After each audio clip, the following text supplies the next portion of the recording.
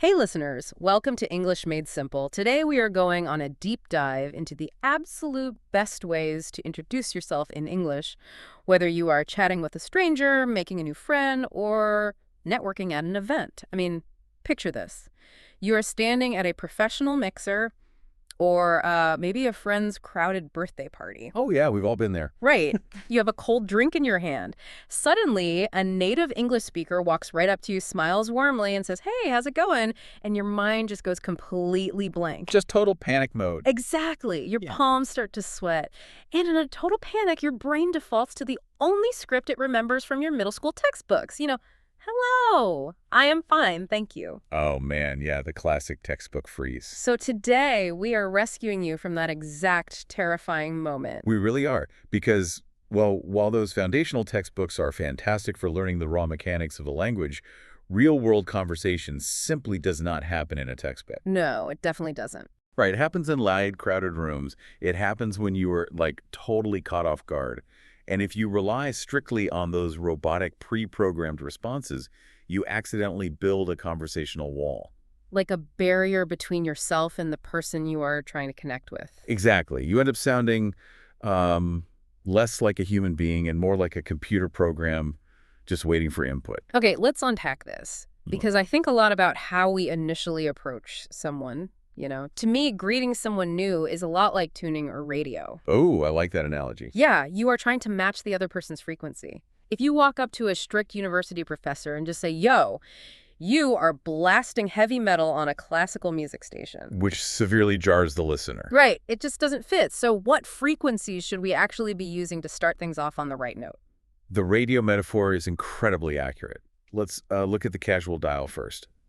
When you are meeting a friend of a friend or you are in a really relaxed, informal environment, you want to tune in to phrases like, "Hey," or "What's up?" Yeah, or "How are you doing?" Exactly. "How are you doing?" or "How's it going?"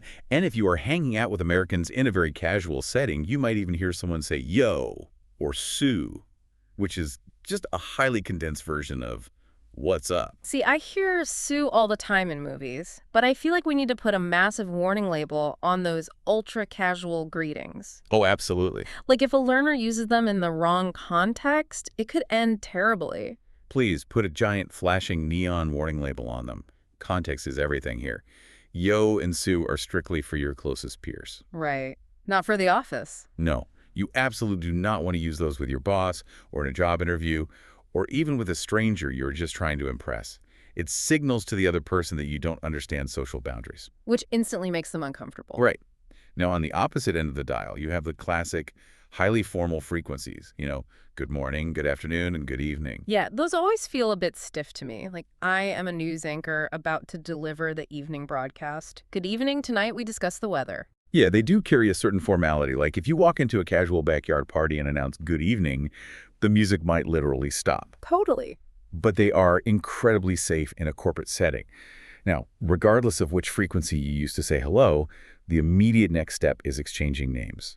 And this is a spot where I see really brilliant English learners fall into a very specific, very awkward trap. Oh, I know exactly what you're talking about, the direct translation trap. Yes. Because in a lot of languages like Spanish, French, Italian, when you want to know someone's name, the literal translation of the phrase is something like, "How are you called?" Right. So learners just apply that directly to English. But if I walk up to an American and ask, "How are you called?" what are they actually hearing? Honestly, they're hearing deep confusion.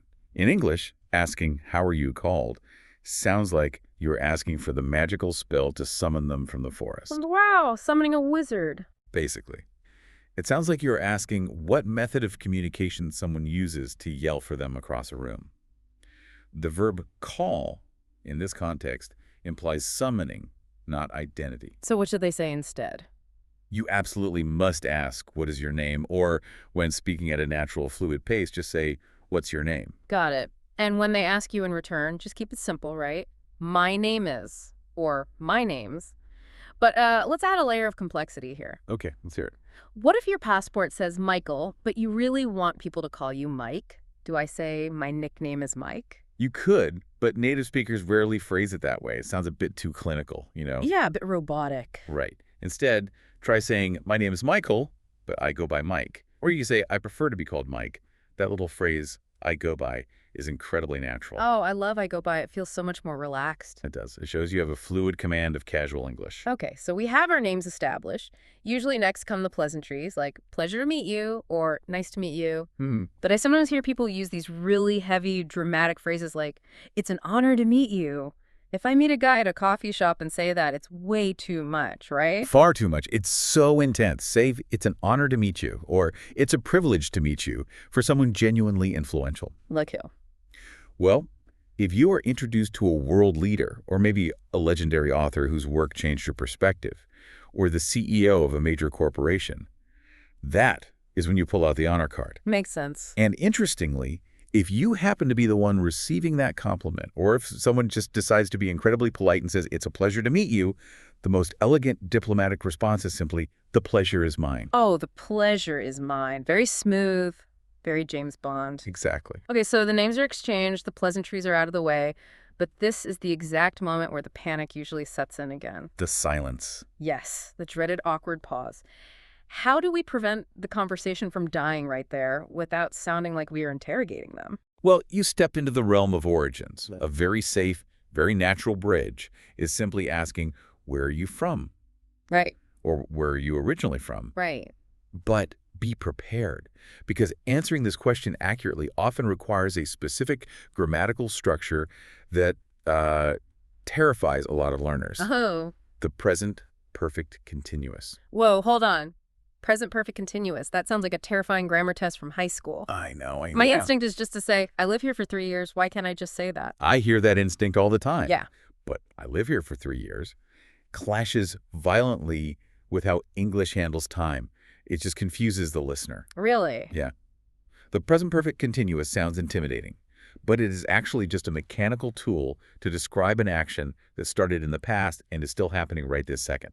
The formula you need is, I have been living here. I have been living here. Okay, well, that doesn't sound too intimidating when you actually put it in a sentence. Exactly. And here's where you make a critical choice between the words for and since. Think of the word for as measuring tape. It measures the total duration of time. So, I have been living here for 3 years, or for 6 months. And since. Think of since as a sharp pin on a calendar. It points to the exact starting line. I have been living here since 2021, or since January. Measuring tape and a calendar pin, wow, that instantly clarifies it. For is the amount, since is the starting line. You got it. And if we are at a specific event, like a conference, another great open-ended question is, what brings you here? You can just answer that with, I'm here because I know the host, or I'm studying. That is a brilliant question to keep in your back pocket. All of this, by the way, falls under the broad umbrella of small talk. Ah, small talk. Now, let's be totally honest here. Mm-hmm. Many people will aggressively tell you that they hate small talk. They find it superficial and pointless. But we have to accept it and master it, because it is an essential social tool. It really is. And the absolute king of all small talk topics is, of course, the weather.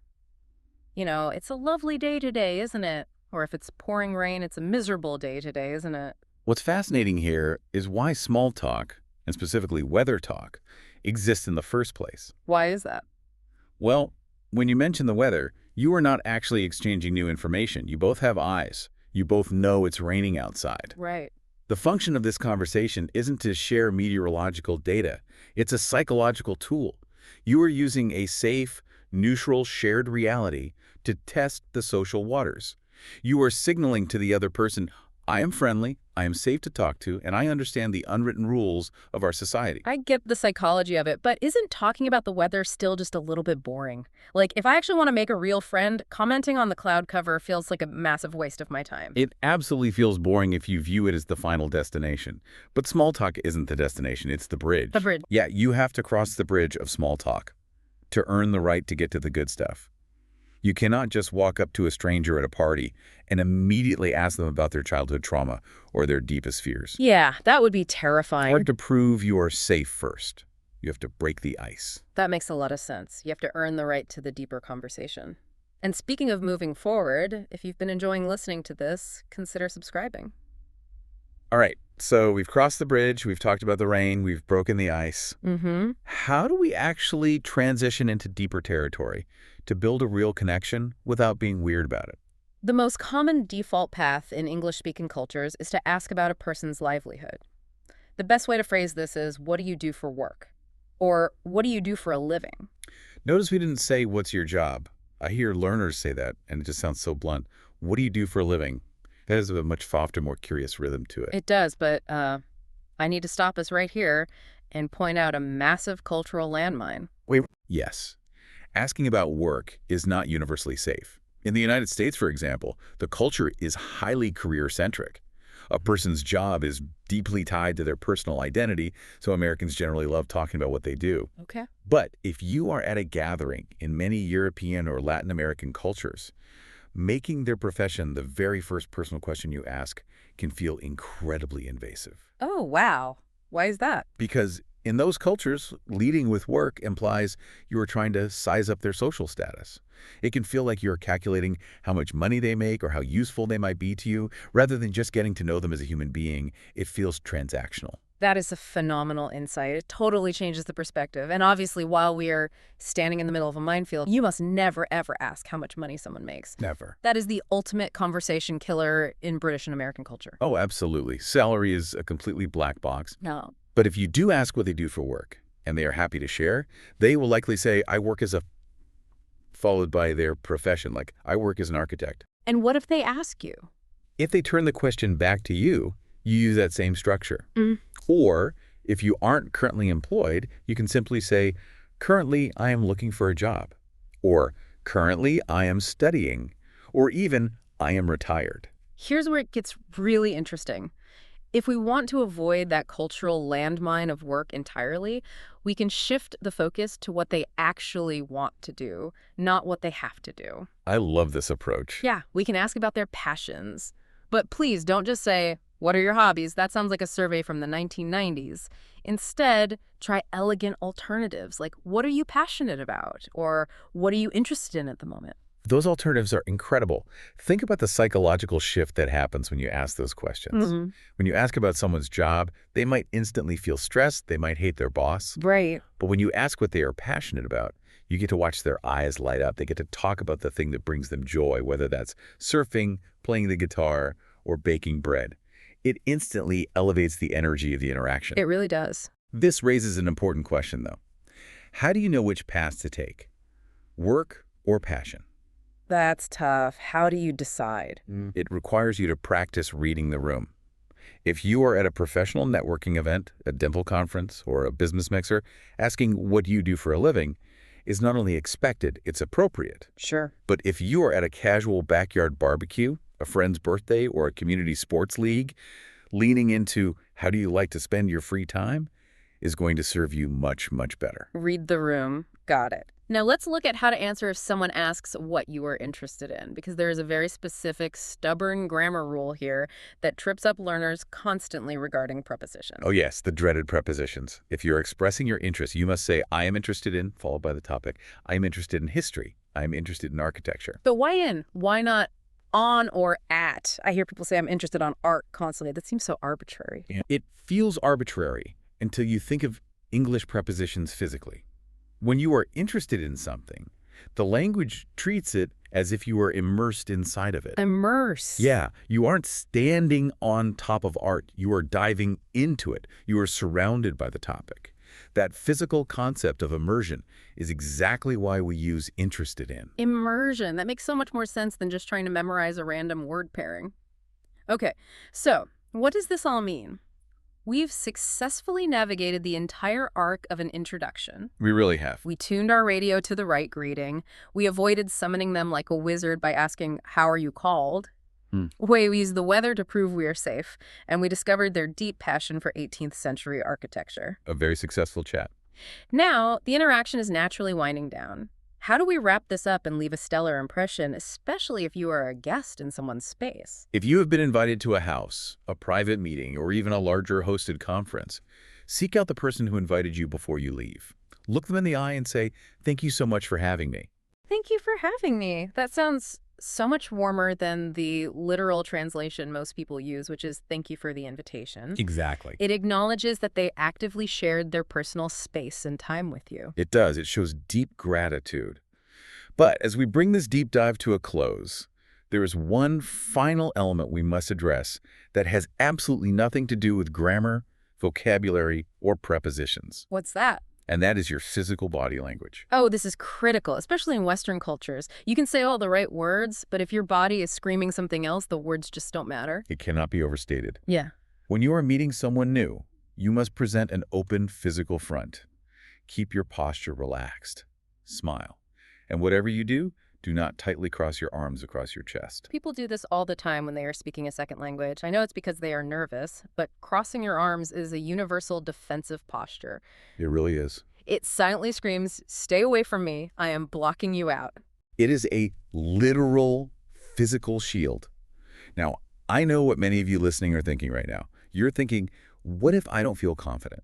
What if I am naturally shy, or I experience social anxiety, or I am just terrified of making a mistake in English? Which is deeply understandable. It is exhausting to socialize in a language you are still actively mastering. Your brain is working overtime. It is exhausting. Yeah. But this is the crucial moment where you have to employ the fake it till you make it strategy. Even if your heart is pounding and you feel intensely nervous inside, you have to physically fake that confidence. Just push through it. Force yourself to uncross your arms. Force a warm smile. Project openness, even if you feel closed off. I love that. If we connect this to the bigger picture, confidence, even completely faked confidence, communicates so much more to another human being than perfect grammar ever could. Absolutely. When you approach someone with a warm smile and open body language, you are communicating goodwill.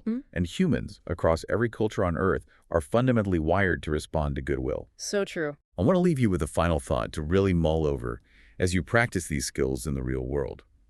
The ultimate goal of introducing yourself is not to perform a flawless English grammar test. Right. You aren't being graded. Exactly. The real goal is to make the other person feel comfortable, safe, and seen. When you ask thoughtful questions, when you actively listen to their passions, and when you keep your physical presence inviting, people will remember exactly how you made them feel. They will never remember whether you used the perfect preposition. That takes so much pressure off. We worry so much about the exact words, but the humanity we bring to the interaction does all the heavy lifting. Well, that is all the time we have for today's exploration. Don't forget to like this video and drop a comment sharing your thoughts, and subscribe for more.